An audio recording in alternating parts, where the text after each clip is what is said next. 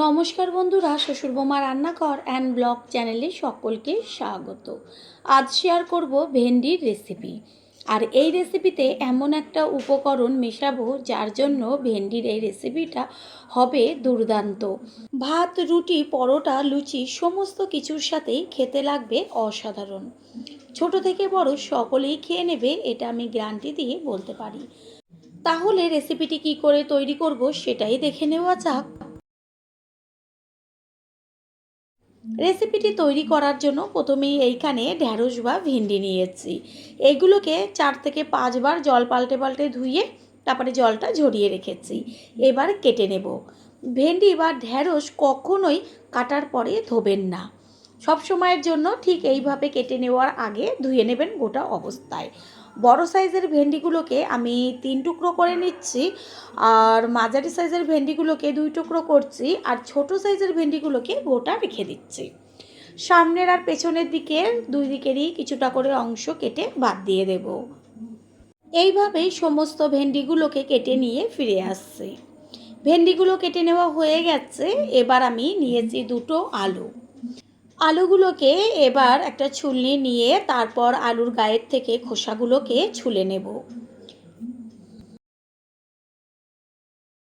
আলুর গায়ের থেকে খোসাগুলো ছুলে নিয়েছি। এবার আলুকে মাঝখান থেকে অর্ধেক করে কেটে তারপর অর্ধেকটা আলুর থেকে 3 পিস করে নেব।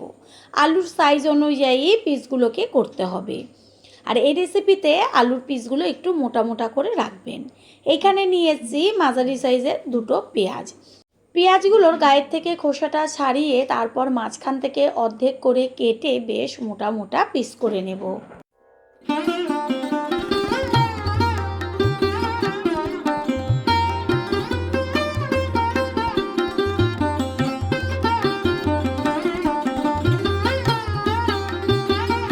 পেঁয়াজগুলো কেটে নেওয়া হয়ে গেছে, আর দেখিয়ে দিচ্ছি যে বেশ মোটা মোটা করে কিন্তু পেঁয়াজগুলোকে কেটেছি।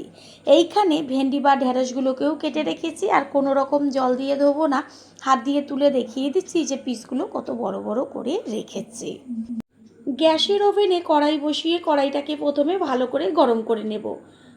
কড়াই গরম হয়ে গেছে। এবার এর মধ্যে দিয়ে দিয়েছি অল্প পরিমাণ সর্ষের তেল। তেলটাকে এবার পুরো কড়াইয়ের চারদিকে ছড়িয়ে দিয়েছি। প্রথমেই বলছি যে কড়াই কিন্তু ভালো করে গরম করে নিতে হবে। তারপর দিয়ে দিচ্ছি 1/2 চা চামচ পরিমাণ হলুদ। গ্যাসের ফ্লেম লো করে এবার ভেন্ডিগুলোকে আস্তে করে তেলের মধ্যে দিয়ে দেব। হলুদ দেওয়ার কারণ হচ্ছে ওই যে ভেন্ডিটা দিলাম, তেলের মধ্যে যদি প্রথমে ভেন্ডিটা দেওয়া হতো তাহলে চারদিকে তেলটা ছিটতো। হলুদ দেওয়ার কারণে আর তেলটা চারদিকে ছিটবে না। এবার গ্যাসের ফ্লেম হাই টু মিডিয়াম করে ভালো করে তেলের মধ্যে ভেজে নিতে হবে। কড়াই যদি ভালো গরম না হয় তাহলে ভেন্ডিগুলো লেগে লেগে যাবে। আর এই ভাজাটা বেশ ঝরঝরে একটা ভাজা হবে। কোনো রকম লবণ দেব না, কারণ ভেন্ডিতে একটা লালা ভাব থাকে। যদি এই পর্যায়ে লবণটা দেওয়া হয় তাহলে ভেন্ডির থেকে লালাগুলো বেরিয়ে আসবে, আর ভেন্ডিও একদম নরম হয়ে যাবে। সেই কারণে লবণ প্রথমে একদমই দেবেন না। দেখাই যাচ্ছে যে ভেন্ডিগুলোর বেশ গায়ে একটা কালার চলে এসছে, আর যে লালা বা বিজলে একটা ভাব থাকে সেটাও কিন্তু নেই। ঢ্যাঁড়স বা ভেন্ডিটা অর্ধেকের বেশি ভাজা হয়ে গেছে, বেশ একটা ঝরঝরে ভাব চলে এসছে। এই পর্যায়ে এর মধ্যে দিয়ে দেব 1 চা চামচ পরিমাণ লবণ। লবণ তো দিতেই হবে, না হলে ভেন্ডির মধ্যে লবণটা যাবে না। ঠিক এই সময় লবণটা ব্যবহার করবেন। লবণটাকে মিশিয়ে নিয়েছি। এবার 3 থেকে 4 মিনিট মতন গ্যাসের ফ্লেম মিডিয়াম করে দিলেই ভাজাটা খুব সুন্দরভাবে হয়ে যাবে। ভাজাটা হয়ে গেছে, এবার একটা প্লেটে তুলে নিচ্ছি।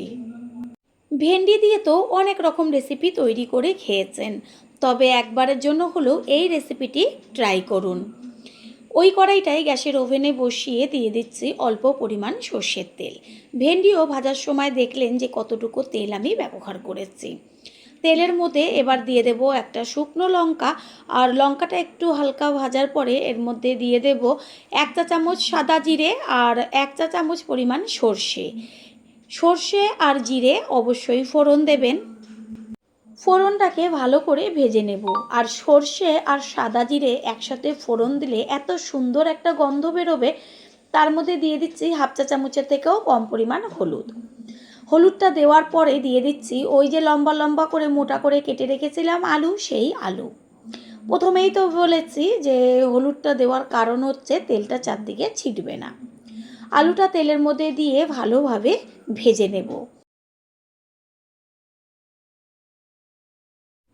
আলুর মধ্যে দিয়ে দেব 1 চা চামচ পরিমাণ লবণ। লবণটাকে ভালো করে মিশিয়ে নেব।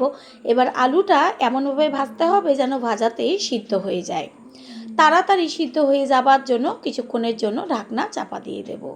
আমি প্রত্যেকটা রান্নাতেই চেষ্টা করি অল্প তেল ব্যবহার করে কিভাবে দারুণ টেস্টি রেসিপি তৈরি করা যায়। আলুটা কিছুক্ষণ বাদে কড়াইয়ে ঢাকনাটাকে সরিয়ে দিয়ে ওপর নিচ করে নেড়েচেড়ে দেব। দেখাই যাচ্ছে যে আলুর গায়ে বেশ একটা লালচে ভাব চলে এসছে। এই পর্যায়ে এর মধ্যে দিয়ে দেব ওই যে মোটা করে কেটে নেওয়া পেঁয়াজ। পেঁয়াজ আর আলু এবার একসাথেই ভাজা হবে। আলুটাকে আমি আলাদা তেলে ভেজে নিতেই পারতাম, তবে তাতে তেলটা বেশি লাগতো। এইভাবে আলুর সাথে পেঁয়াজ ভাজা করলে পেঁয়াজ আলু একই সাথেই ভাজা হবে। ঝালের জন্য দিয়ে দিয়েছি চিড়ে নেওয়া কাঁচা লঙ্কা। এবার এর মধ্যে দিয়ে দিচ্ছি 1 চা চামচ জিরের গুঁড়ো, 1 চা চামচ পরিমাণ ধনের গুঁড়ো, আর হচ্ছে কালারের জন্য হলুদ গুঁড়ো। প্রথমেই তো হলুদ তেলের মধ্যে ব্যবহার করেছি। দেব হাফ চা চামচের থেকেও কম পরিমাণ কাশ্মীরি লঙ্কার গুঁড়ো।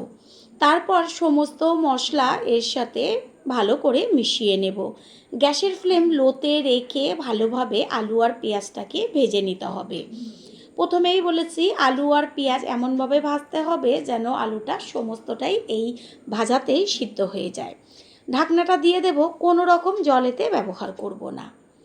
কিছুক্ষণ বাদে ফিরে এসে কড়াইয়ে ঢাকনাটা সরিয়ে দিয়ে একটু ওপর নিচ করে নেড়েচেড়ে দিতে হবে, না হলে নিচের দিকটা পুড়ে যাবে।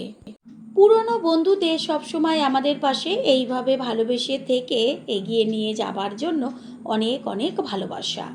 দিয়ে দিয়েছি লম্বা লম্বা করে কেটে নেওয়া টমেটো। টমেটো দেওয়ার পরে আবারও একটু ঢাকনা চাপা দিয়ে দেব। এইভাবে ঢাকনা চাপা দিয়ে দিয়ে গ্যাসের ফ্লেম লো টু মিডিয়াম করে ভাজাটাকে ভাজতে হবে। বন্ধুরা, আপনারা যে যেইখান থেকে এই রেসিপিটি দেখছেন অবশ্যই কমেন্টের মাধ্যমে জানাবেন। আপনাদের ধন্যবাদ জানাতে পারলে আমরা সত্যিই ভীষণ ভীষণ আনন্দিত হব। আলু সিদ্ধ হয়ে গেছে, ভাজাটার থেকে সুন্দর একটা গন্ধ বেরোচ্ছে। এই পর্যায়ে এর মধ্যে দিয়ে দিয়েছি ওই যে ভেজে রেখেছিলাম ভেন্ডিগুলোকে, সেইগুলো। ভেন্ডি দেওয়ার সাথে সাথে ভালো করে সমস্তটা খুন্তি দিয়ে নেড়েচেড়ে মিশিয়ে নিতে হবে। আলু তো সিদ্ধ হয়ে গেছে আর ভেন্ডিটাও তো ভাজাতে একদম নরম হয়ে গেছে, সেই কারণে আর বেশিক্ষণ সময় লাগবে না। এবার ওই যে একটা স্পেশাল উপকরণ দেব বলেছিলাম, সেটা হচ্ছে আমচুর পাউডার। 1 চা চামচ পরিমাণ আমচুর পাউডার এখানে ব্যবহার করেছি। এইটা দেওয়াতে রেসিপির টেস্টটা সম্পূর্ণ চলে যাবে অন্য মাত্রায়।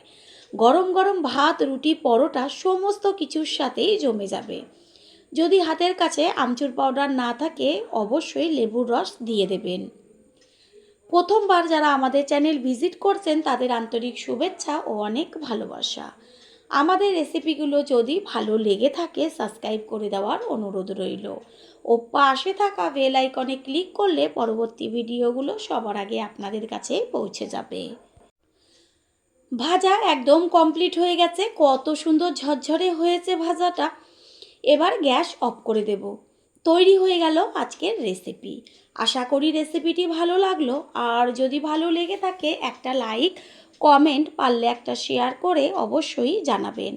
আপনাদের দেওয়া একটা লাইক ও লাইকের পাশে থাকা হাইপ, একটা শেয়ার আমাদের কাছে অনেক অনেক গুরুত্বপূর্ণ। All friend, thanks for watching my video. আপনারা সকলে ভালো থাকবেন, সুস্থ থাকবেন। আবারও দেখা হবে অন্য কোনো রেসিপির এপিসোডে।